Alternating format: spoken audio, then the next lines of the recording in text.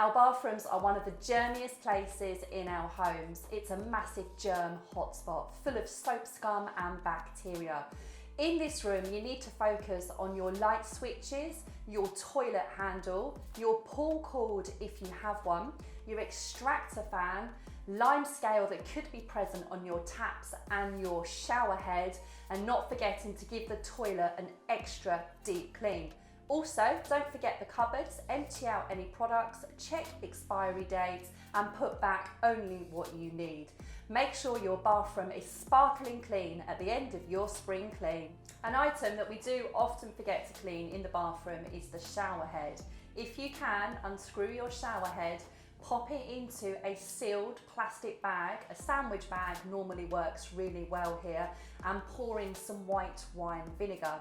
If your shower head doesn't have the luxury of coming down, drench a paper towel in white wine vinegar and carefully wrap this around your shower heads. So moving on into the bedrooms, kids' bedrooms, your bedroom, these need a really good deep clean for spring. If you've got children's bedrooms, they're bound to have toys, soft toys that are going to need a little bit of attention.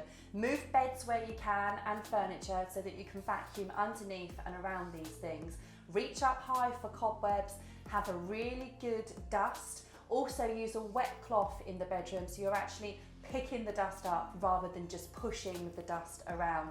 Open up those wardrobes and cupboards and have a really good declutter. Open the windows and let the fresh air in.